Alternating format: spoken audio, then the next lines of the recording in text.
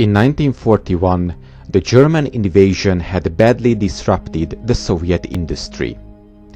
During that disastrous summer, the invaders had captured, besieged or threatened the Soviet Union's western industrial cities. In 6 months, the Soviet Union lost 40% of its gross domestic product and population, and 60% of its coal and steel production. In the face of this disaster, Russia hurriedly rushed equipment and skilled workers from hundreds of factories onto trains and sent machines and men east to the Ural Mountains. The Soviets relocated the salvaged equipment to a few specific towns. Each of them possessed an existing tractor factory. The arriving equipment expanded those facilities. As workers set up the machine tools again, sometimes in the naked elements until buildings could be constructed, existing plants kept the lights on through 1942, producing enough vehicles for the Red Army to continue fighting. The Ural facilities were huge, the largest in the world in terms of manpower committed. The Chelyabinsk tractor works, for instance, was known simply as Tankograd or Tank City. Tankograd could fabricate nearly everything needed to make an armored fighting vehicle except the gun. It cast steel and armor, produced the engine, transmission and other components, and assembled the vehicle. It even produced ammunition. The number of workers at the new facility skyrocketed from 21,000 in 1937 to 40,000 in 1942. By 1944, Tankograd had 60,000 people under its roof, most of them women, teenagers and old men. Working conditions were primitive, hot, smoky, cramped and dimly lit. But Tankograd and the other Ural facilities poured out vehicles. A very popular belief is that the Luftwaffe, so the German Air Force, neglected to develop a strategic bomber force, and that the Soviet factories in the Ural region were out of the range of the Heinkel 111 or Junkers 88, which were the two primary German bombers in 1942.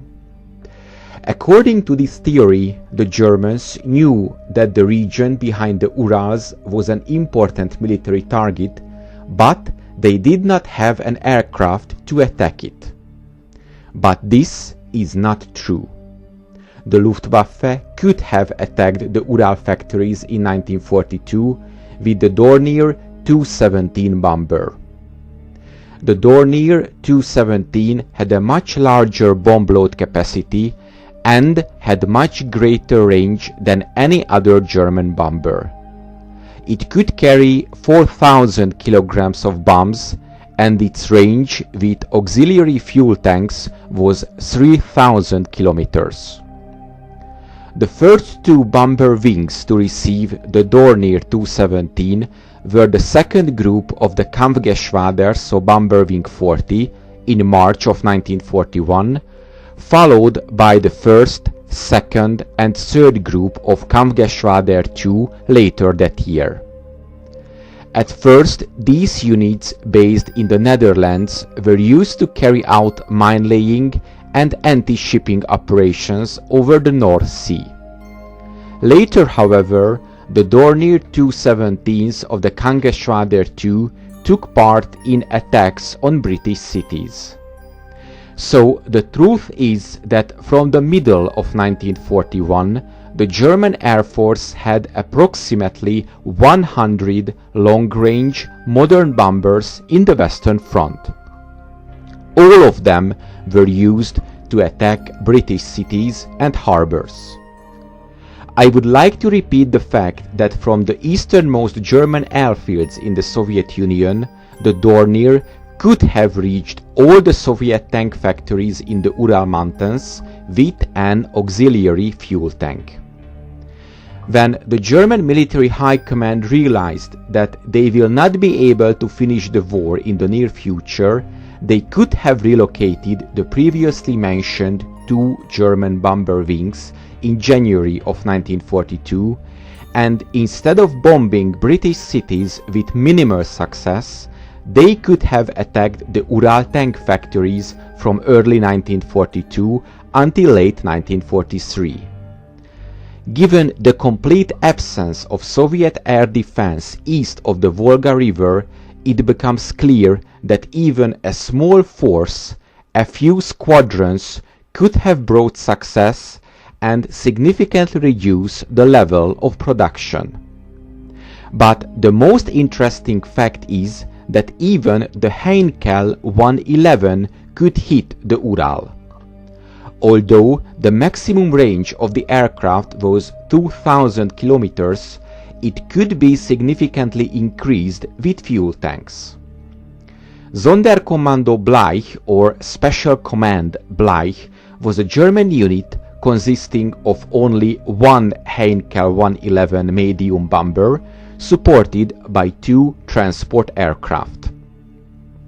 In January of 1942, this Heinkel raided the Free French-controlled Fort Lamy in the Chad region on French Equatorial Africa. The target of the raid was 2,010 kilometers away from Axis bases in North Africa. Captain Theo Bleich was a German adventurer and plantation owner who had joined the German army in 1939.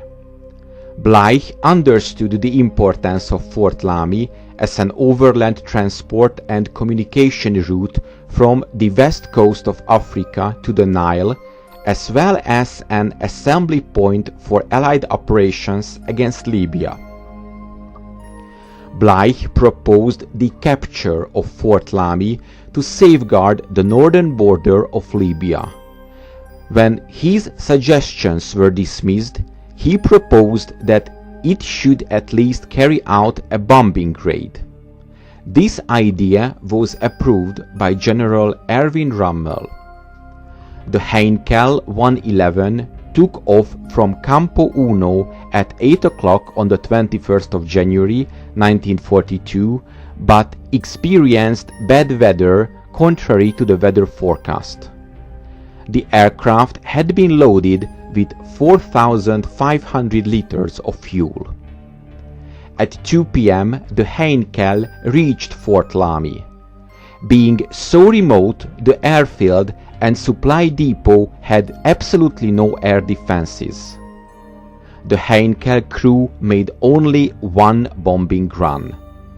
The 16 100-kilogram bombs were dropped unhindered on the fuel dump at the edge of the airfield. The French forces were too surprised to fight back, and 360,000 liters of fuel and 8 Hawker Hurricane fighters nearby were destroyed. Based on the experiences of Sonderkommando Bleich, so limited bomb load and maximized fuel, any German medium bomber could have been turned into a strategic one.